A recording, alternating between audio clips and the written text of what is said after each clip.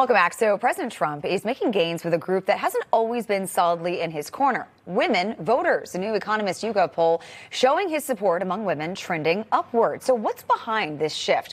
To help break down Trump's latest numbers and more, let's welcome in pollster McLaughlin and Associates, as well as pollster for the 2024 Trump campaign, Jim McLaughlin, along with pollster at American Pulse Research and Polling, host of the Political Trade Secrets podcast, Dustin Olson, and here with us in studio this morning, senior contributor at The Federalist, editor-at-large for Real Clear Investigations, Ben Weingarten. Great to have you all with us this morning. Dustin, what's your perspective on all this? What's driving this shift, in your opinion?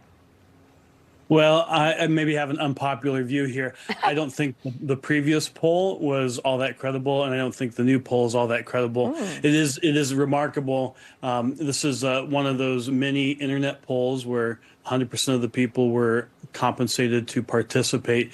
In our polling over the last 6 months, his support with women has been remarkably steady, actually, within less than a percent change, and it's been in the mid-40s. So I think this poll is probably off. And like so many of the polls, and this is interesting, actually, if you watch the job approval numbers, or you really look at any of the aggregate poll trackers like Real Clear Politics, there's what I call a sample sleight of hand going on.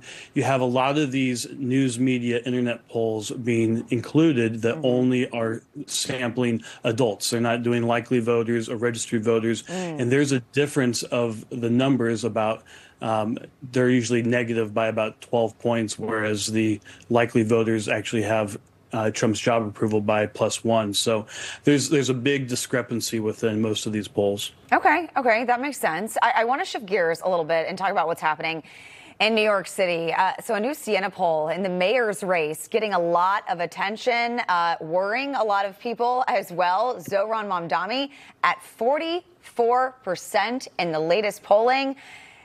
If people don't know who he is, just a quick Google search and you'll learn everything you need to know. Jim, what do you make of these numbers? Look, what it tells you, too, is a majority of the voters in New York City aren't voting for him. The problem is you got to have a candidate to beat a candidate. And Eric Adams is extremely unpopular. He's got a 70% disapproval rating. You see, Andrew Cuomo has a 60% plus disapproval rating. And then you see somebody like Curtis Sliwa. I think Curtis Sliwa is the one who has the best shot. It's going to be hard. Look, I said on this network, Zohran Mamdani early on was going to beat Andrew Cuomo in the Democratic primary.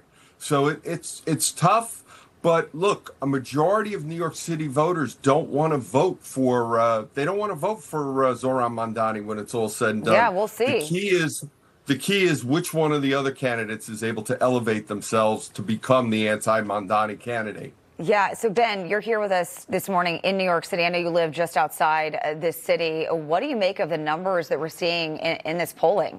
Well, and one of the reasons I left this city is precisely because of the polling that we're seeing here. And the bottom line is this. I think, to Jim's point, there's a perfect storm for Mamdani politically in terms of a divided field with either flawed candidates or candidates who are less popular against him. There needs to be consolidation behind one candidate to win. This is simply a numbers game at the end of the day. And it's true. Mamdani does not represent the majority of New Yorkers, so there needs to be a massive surge in turnout, and they need to consolidate behind one candidate. If they don't, if we're stuck in this game theory situation where each candidate says, well, if I stay in, there's a chance of winning. If I pull out, I obviously can't win.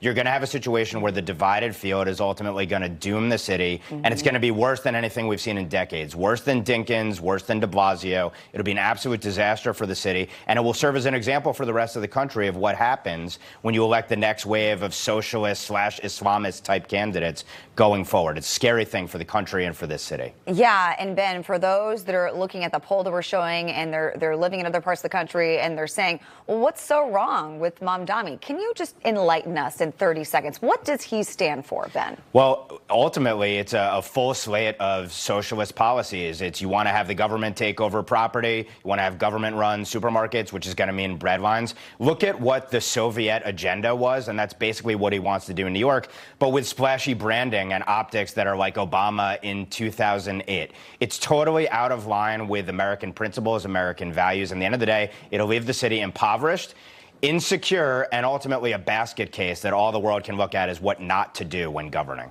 There you go. In a nutshell. I love it. Thank you guys so much. Appreciate all of you this morning. Jim, Dustin, and Ben. Thanks, guys.